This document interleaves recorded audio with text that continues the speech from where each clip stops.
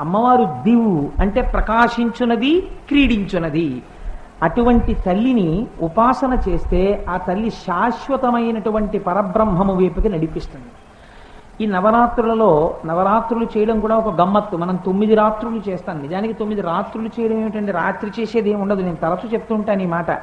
రాత్రి అనగా చీకటి అంటే ఏ వస్తువు చీకటిలో మీకు ఖచ్చితముగా ఉన్నట్లు కనపడదో, ఉన్న ఒక వస్తువు వేరొక వస్తువులా కనపడుతుందో దానికి భ్రాంతి, అజ్ఞానము, అవిద్య అని పేరు.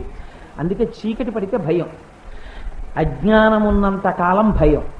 ఏ తల్లి అనుగ్రహం కలిగి నవరాత్రులు చేస్తే 9 తర్వాత వచ్చేటటువంటి 10లో విజయదశమి నాడు 1 పక్కన పూర్ణముగా చేరిపోతాడో, అటువంటి సున్న ఏది ఉన్నదో, ఏది పూర్ణమో అటువంటి పూర్ణము చెయ్యగలిగిన శక్తి అమ్మవారికి ఉన్నది. అందుచేత 9 రాత్రులుగా ఉపాసన చేస్తారు.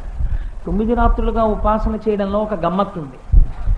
9 నవరాత్రులలో అసలు మూల స్వరూపం అదే. ఇప్పుడు మీకు ఆ తర్వాత తెర తీస్తారు పూజ చేసేటప్పుడు, ఇప్పుడు అసుర సంధ్య వేళలో